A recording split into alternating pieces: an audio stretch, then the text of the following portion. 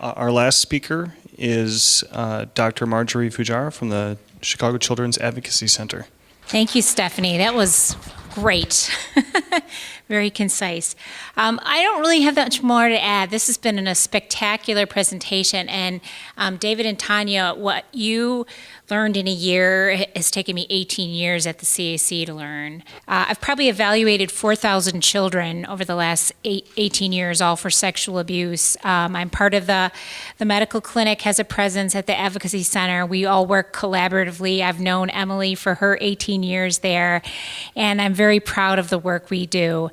And it seems appropriate, though, that I'm going to be talking about healing, because one of the aspects of the Advocacy Center I'm so proud of is how we've grown.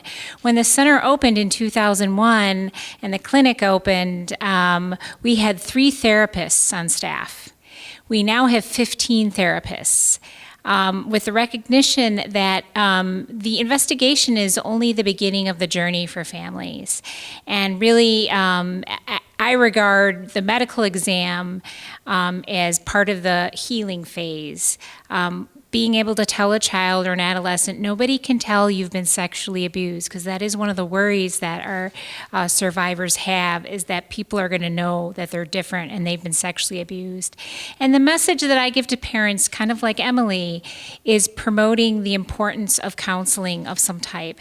And I think if we have a teenager who may be reluctant to do talk therapy, because who wants to go talk about something traumatic that happened to them, some unpleasant experience, it's not uncommon for kids and teenagers especially to be opposed to doing that because it's unpleasant.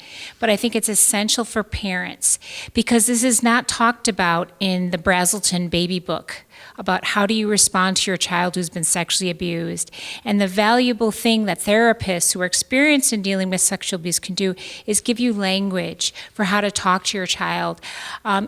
Even if your child was abused very young, I think navigating puberty is really complicated, especially in this day and age of social media access. So I really encourage the parents I see to get involved with seeing a therapist trained in sexual abuse healing, because again, we need to be there for our adolescents as they navigate the complexities of puberty when they've been sexually abused and they may have negative body image or feel really confused about these emerging sexual feelings and have flashbacks about something traumatic that happened to them.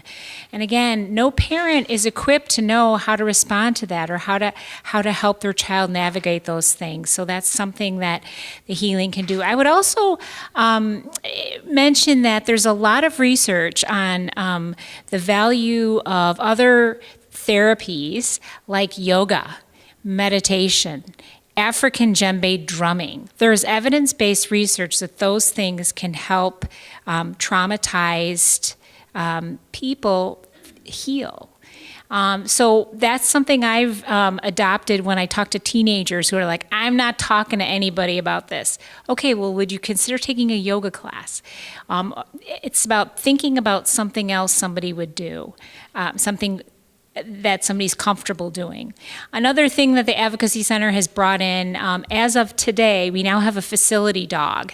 So we have a dog who is basically a therapy dog who will be going in on forensic interviews to make kids feel more comfortable. He'll be accompanying children to court when they have to testify. In Illinois, they do allow dogs on the stand. He'll also be part of our medical exam for children who are anxious when they're examined.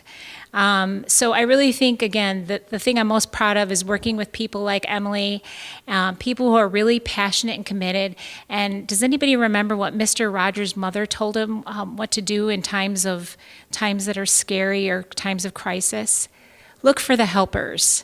And I really think that's one of the most wonderful things about being part of an advocacy center is that there's all the people, all the parts of the puzzle working together and collaborating, and people that feel as passionately as Emily does, as I do, really wanting to help parents heal.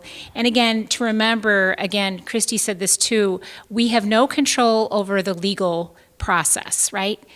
But I think what's really important, and again, Stephanie mentioned, is that longitudinal research has shown that the single most important factor for children who have been victims of sexual abuse is not the legal outcome. It's not the successful prosecution. It's having a parent who believes you and supports you. That goes farther, and that is something we do have control over, right?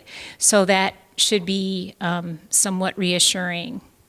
And then I think I'll end there because it's been a long evening. I'm sure your brains are full because that was a whole lot of it's not only very rich information, but it's very emotionally loaded, right? Because I think it really speaks to, our primal fear as parents is for our child to be in danger, for us not to be there to protect them. And that's so basic at our core as parents, as something we need. But it's important to know that if you are in that situation, there are people that really have dedicated their lives to helping.